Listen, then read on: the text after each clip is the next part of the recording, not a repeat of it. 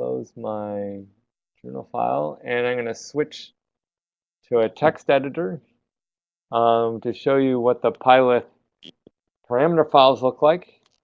So let me enlarge just a little bit more here so that everyone can see it. So our parameter files are the .cfg files. PyLith app.cfg, we generally put one of those in any directory where we're running a simulation, and these are for parameters that are common to all simulations in that directory. Usually those will do one mesh per directory. In some cases, we've done multiple meshes per directory, so we'll maybe have both a hex version or a tet version or a quad version and a tri version, or sometimes multiple resolutions. The PyLith app.cfg file will be read automatically. If you have a PyLith app.cfg file in your home directory, that'll be read automatically. So generally, you don't want a PyLith app.cfg file in your home directory unless you want parameters that are common to every single simulation you run. So let's look what a PyLith app.cfg file looks like. You can specify your parameters generally in any order. All of them, the latest you will be the one used. So if you overwrite one, that the most recent one is the one that gets used. However, you need to be aware that if you specify a type of object and you then later change in your parameters what object is used and parameters no longer apply, PyLith still tries to apply all of those parameters for like sub-objects or subcomponents. And so you need to make sure that all of the parameters still do apply to your simulation. But you can do things like overwrite what the values are. So at the very top, usually these are the PyLith.journal info. These are journals that show progress in running PyLith. So these are things that are written to standard out. If you don't want any information about the progress of your run written to standard out, you can either not specify these or turn them all from ones to zeros or false. And so we have things about an application, the time-dependent problem.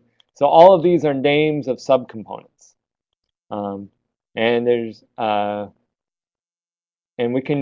generally usually multiple aliases that you can use. So things like a time-dependent, that's a type of problem. So you can either say problem or time-dependent here.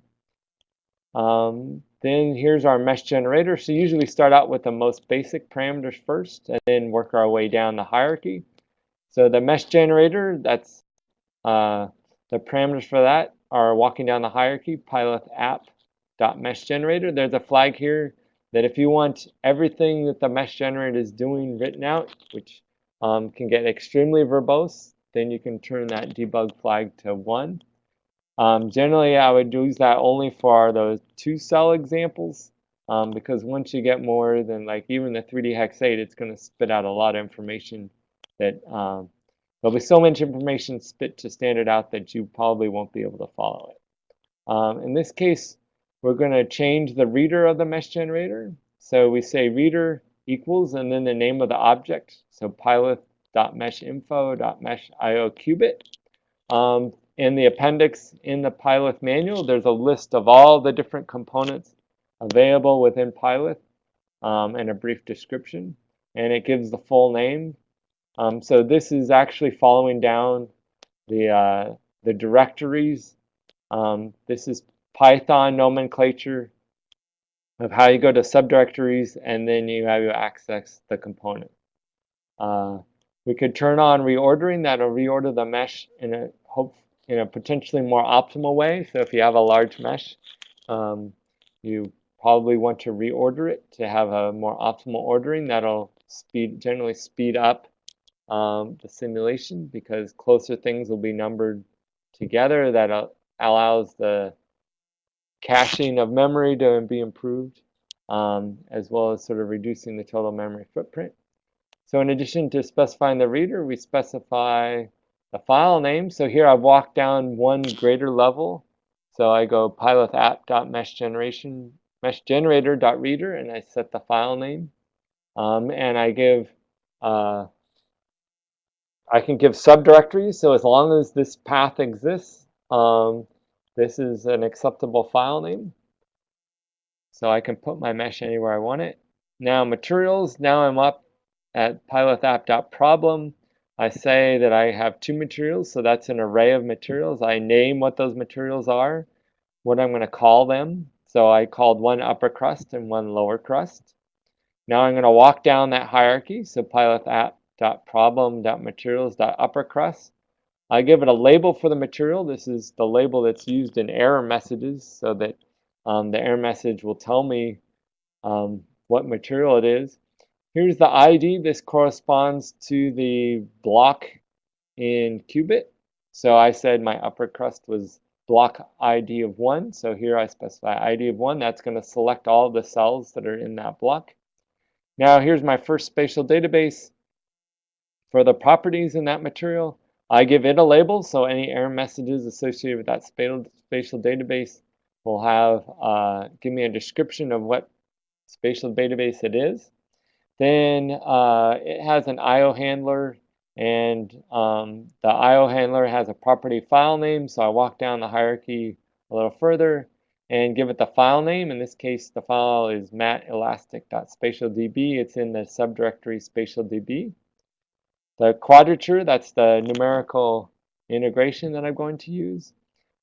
This is a hex mesh, so that the cell is of type Fiat Lagrange. Fiat is the name of the package. Lagrange is edges, quadrilaterals, and hex elements. It's in dimension 3. That helps me differentiate between whether it's an edge, quad, or hex. So this dimension 3 means it's a hex. The triangles, edges, and tetrahedra are Fiat simplex. So fine elements, usually the shape of the cells are, if they're rectangular, they're Lagrange. If they're triangular, they're simplex. And that's fine element nomenclature from the mathematicians. Here's my lower crust material. I give it a different label that's different from my upper crust. It has a block 2. In this case, I'm going to use the same material parameters. In some of the later step examples, I change what the spatial database used for the lower material is. So in the lower material, sometimes I'll make it viscoelastic. In this case, within the PyLith app, I'm making them all elastic. Notice that I can use the same name of the spatial database here as I used for the upper crust. Then my other parameters are my PETSI parameters. If I have mallocation errors, it dumps those out. So this is a debugging information. My preconditioner in this case is going to be additive Schwartz. These are all PETSI related options that for these description of these we discuss a number of them in our examples, but for the full information, we can point you to the PETSI documentation. The sub preconditioning factor shift type is related to additive Schwartz parameter. For my linear solver, I'm going to do a relative tolerance of 1 times 10 to the minus 10. That means for my initial residual, I'll let it be converged because this is an iterative scheme. Once it has reduced that residual by 10 orders of magnitude, and if that residual drops below 1 times 10 to the minus 20, that's an absolute cutoff that I'll then say it's converged. So if I start out at, like, say, 1 times 10 to the minus 12, instead of hitting the relative tolerance, it's first going to hit an absolute tolerance. Maximum number of iterations for my linear solve, and then the default solver is GMRes, and it'll restart the conjugate, doing the search directions at every 50 iterations, and Matt will cover some of these solver parameters tomorrow morning. I'm going to monitor what my residual is. I'm not going to actually look at what the solver is, just for save space. I'm going to tell it to tell me if why it thinks it converged, and to stop if there was an error. So if you don't tell it to stop, if it doesn't converge, like if it hit the maximum number of iterations, it would still just keep on chugging along, solving additional equations. Sorry, additional time steps. But this, generally, it's best to have this turned on by in all of your simulations, so that if it doesn't converge, it'll stop and it'll spit out an error message. And these SNES, these are the nonlinear solver options. In this case, I'm using some different tolerances. Turn on some monitors. And finally, turn on the log summary. That's going to tell me how much of time it spent in various routines, if there were options that it didn't use, and information on how much time it spent at different stages in the routine, how much memory used at some various stages, and so forth.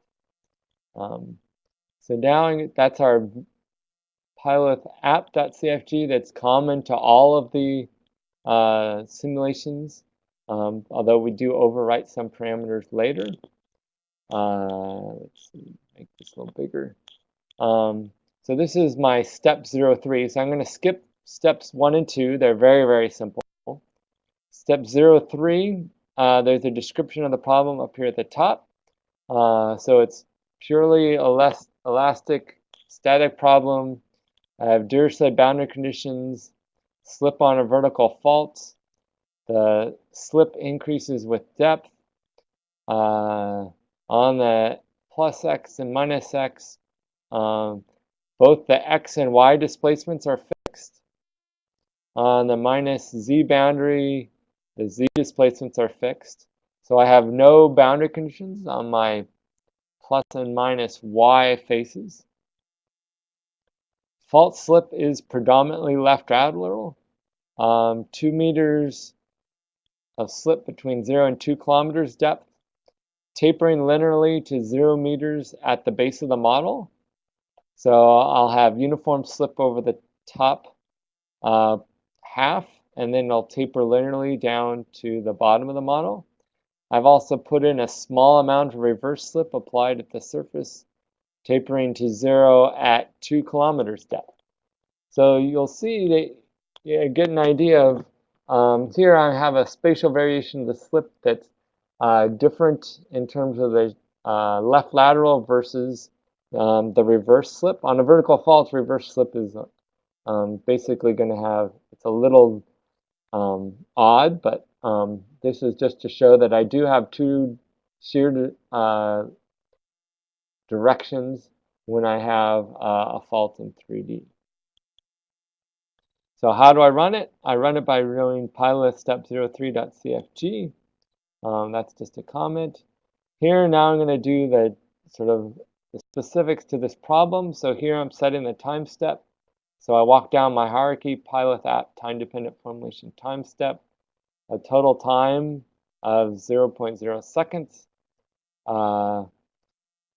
a time step of 5 years. You may ask, well, why do you have a time step if you're doing just one time step with a total time of 0? And so this is used to help non-dimensionalize velocities and slip rates, because I have some tolerances, especially for fault friction, that has that is based on computing velocities for a time step. So for a static simulation, you have to have some sort of understanding of how, over what time period something happened to have a velocity. So that's why I give it a time step. And so this needs to be a reasonable time step. In this case, quasi-static simulations, I'm usually thinking of years, and so I put 5 years. For a static simulation, generally, I'm only going to be caring about displacements anyway. PyLith, so for my boundary conditions, they are under PyLith time-dependent. I'm having 3 boundary conditions. Whoops. So the x positive face, x negative face, z negative face. I have 1 fault interface, so my interfaces array has a fault. Output, I'm going to have output over the entire domain plus the ground surface. I'm calling the ground surface a subdomain. And so I need to tell it that the type of output on the subdomain is output solution subset. And so by default, all of the output managers are over the domain, and so I need to switch it to the subdomain. For my boundary conditions, I walk down my hierarchy. Here's my X positive boundary condition. I'm going to constrain both the X and Y. Those are degrees of freedom 0 and 1. If I wanted Z, that would be degree of freedom 2. So I give it the name of the node set in CUBIT, so face X pos. You'll notice that for our boundary conditions, we use a string, whereas for our materials and faults, we're going to use numerical integers. Part of that is because Exodus files don't write out the names of those blocks, and so we can't use strings. We have to use integers. For boundary conditions, we can use either integers or strings. We find strings much more useful and easier to read because we can see, hey, if I name something in my CUBIT node set a reasonable value like face X positive, when I'm here to assign my displacement boundary condition to the X positive face, and I see the name face X positive, I know that, yes, I've actually picked the right face. If I see the value 16, then I don't remember, well, what face was the node set 16. So I do the same thing for my X minus face. The Z negative, here's my boundary condition of degree of freedom 2. You'll notice I'm not actually saying that I have zero displacement boundary condition. By default, these are all zero displacement boundary conditions. So if I don't do anything, it'll use a zero displacement boundary condition. And but I do need to give it a label for that database so that if there is an error message, it comes out. By default, the label is the empty string, and PyLith will complain if you have an empty string for the label because it can't give a reasonable error message. So for my faults, here is my walking down the hierarchy. I start up the application, the time-dependent problem, interfaces. I say what type of fault I want. I want a prescribed slip, so that's fault cohesive kinematic. For my faults, the node set has a label. That's the faults. And the quadrature I'm going to use, now instead of, because I have 3D hex cells, I'm going to have quads for my fault surface. And so it is the family Lagrange family. So I use fiat Lagrange. I'm now dimension 2 instead of 3. And for my final slip, I again walk down the hierarchy. In this case, I'm using sort of some default names for the last thing I named was the faults. By default, it has a subcomponent earthquake sources. It has a component rupture for, remember I said I could have multiple ruptures. So the default is a single rupture named rupture. It has a slip function subcomponent named slip function. For my final slip, I give it my spatial database final slip. I use the default type of spatial database, which is a simple database. I specify the name of that database. I say I want query type linear. So normally it just uses a nearest point in the spatial cloud of points. So here I'm going to do linear interpolation. Remember I said that I wanted that linear taper, and I was specifying a 1D variation. So that's consistent with my problem setup. For the slip initiation time, I'm not saying what query type, so it's just going to use nearest. And I believe it's all going to be simultaneous anyway. Output. So I'm going to use the default writers, which are the VTK files. So basically, I just need to give it the file name. So here, I'm going to write it out to the output directory, call it step03.vtk. This is for the domain. You can see that up here. For the subdomain, I'm going to call it step03-ground surface. For the fault, I do dash fault. Upper crust, I'm going to do dash upper crust. Lower crust, do dash lower crust. For visualization of values within cells, usually Visualization packages don't know how to handle multiple values at a cell because we write out the values at the quadrature point. So we would like one value per cell so the Paraview knows what to do. And so we will have it average the values over the cell based on the weights of those quadrature points. So this is our best average. It's going to do a weighted average that's most consistent with the numerical quadrature of those values. So that I'll get one value for like the sigma xx or the stress in the axial direction for the x component. I'll get one value instead of one. In case of a hex, it's 2 by 2 by 2 quadratures. That would be 8 values. So instead of 8 values for sigma xx, I'm just going to get one that has been averaged over the locations in the cell. So that's it for our parameter file. I do want to show what one of these spatial databases looks like. So here I'm going to show what the final slip database looks like.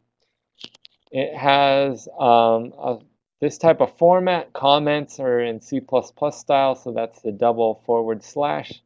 We have a header shown here that has sort of this type of format where we give it, this is a sort of a title showing the version number as well as, and this has to look like this, otherwise PyLith will not recognize the type of file that it is. Then we read sort of our header values. So we have a number of values. There are 3, so we're going to specify 3 values in the spatial database. The names of those values are left lateral slip, reverse slip, and fault opening. The units that we're going to give those values in are all in meters, so I could put millimeters if I wanted millimeters. I could put centimeters if I wanted centimeters. If I want to put the slip in terms of values in kilometers, I could use kilometers. So most common abbreviations for units are recognized. I'm going to have 3 different locations along a line. So I have 3 locations. My data dimension is 1. So this is the data dimension is the topology of the data. If I have just one point, that's a 0D data dimension.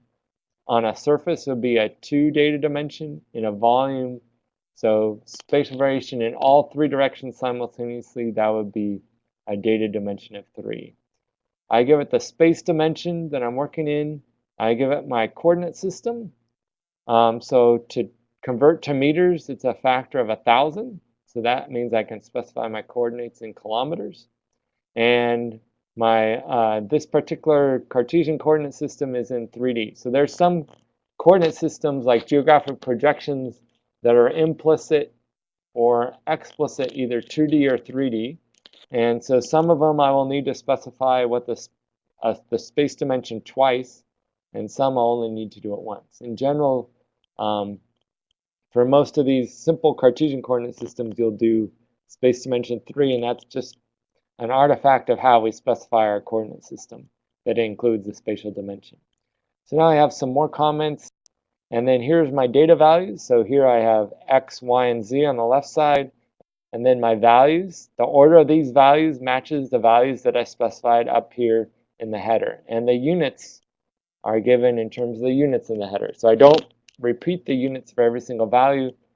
This allows me to read all of these values. Each are read line by line. You can put some comments within the lines. Generally, I like to put my comments in the header and then just spit out my values. But you'll notice that I can put extra spaces to divide the columns, make it easier to read. So here at the top, I'm going to do 2 meters of left lateral slip.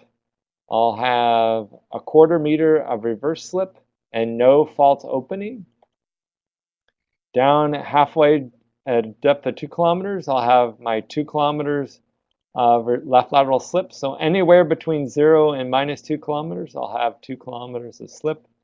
Down now at a depth of 2 kilometers, I'm going to put 0 reverse slip. So I'll have only horizontal slip at 2 kilometers. And then down at the bottom of my model, I'm putting 0 slip. So anywhere in between these values, notice all my X and Y's are the same, so that I do indeed have a line. And so everything will be projected onto this vertical line through the origin. And along the z values, everything will be linearly interpolated between the values that I give it. So piecewise linear variation. And you can do this for slip distributions.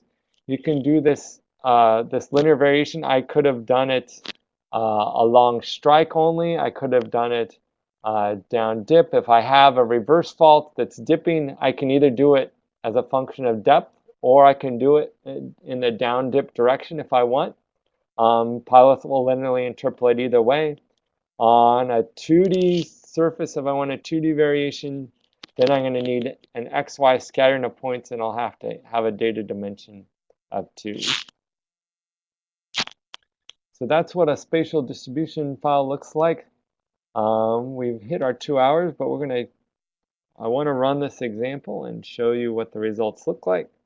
So here I'm running PyLith step 03.c. Whoops. You'll notice I'm up here in the top level PyLith directory for the binary. So first I need to switch to the right directory. So it's source PyLith examples 3D hex 8. PyLith step 03.cfg. I'm just going to let everything run to the surface, to the standard out. So if I scroll back up, you'll see that there's a bunch of information that Petsy spit out about the options used. It tells me the options that weren't used. Well, it tells me the options that weren't used, sorry. Let's see. And it did not say anything wasn't used or I had something spelled wrong. These are all the different stages. So these are related to memory usage of the PETSI data structures. These are, at each stage, it says what PETSI routines and PyLith routines it was using, and how long each took, how many messages it passed, and so forth. In serial, that isn't very much. At the very top, these are the main stages. The average time is the average time across processors, and the total is the percent total. And it'll spits out how many floating point operations and so forth. And here was a total time. So it ran in 0.3 seconds. Here it was, as it was going, it was specifying, dumping out where it was. Notice here it's saying my linear solve converged due to the relative tolerance after 26 iterations. It says what my residual norm was for each of those iterations because I told it I wanted to monitor the residual. And these are other stages of the PyLith run. Here I even had it spit out what my quadrature scheme was and my cell geometry. So it's sort of saying what the vertices in my reference cell were, this is for the fault, what my quadrature points were. Let me go up. Here's for 3D hex 8. Here's the vertices in 3D of my reference cell. Here's the coordinates of those quadrature points. So I'm using generic Gauss quadrature. What the quadrature weights were, what my basis functions evaluated the quadrature points were. Usually you won't care about this, but if you're trying to diagnose what your if you really want to know the deep down what numerically is going on, it gives you an idea about what's going on. So everything ran accordingly. And so keep typing in those questions. I'm going to quickly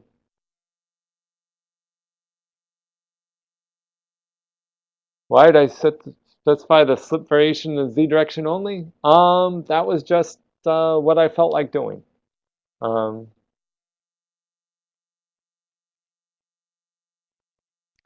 So we also looks like we have a question about resource temporarily unavailable. That is what is showing up on Windows versions. Sometimes it happens, sometimes it doesn't. This is an issue related to Windows and Cygwin, and it's very difficult for us to diagnose. We are looking at getting a new PyLith Windows binary out. The Windows machine at CIG needed updating, and so it's currently not, that we built the binaries on, it's currently not operational. Windows 7 is no longer actively supported by Microsoft, and so the next release will be with a Windows 8 machine. Hopefully that'll help solve a little bit of this problem. And so our best recommendation is PyLith is really not designed to run on Windows machines. And so I think our best long-term recommendation, if you're really interested in using PyLith, is to create a Linux virtual machine on your Windows machine. And that'll give you the most, for one, it'll give you a nice Linux environment to run in virtually, so you can switch back and forth. You could also look into installing Linux on your Windows machine and have a dual boot system. But a virtual machine installing the Linux PyLith binary, I think, is our best suggestion for a long-term, robust approach to running PyLith. And one of the reasons why we like the Unix environment is that's the type of environment that's supported at supercomputing centers. So I've loaded up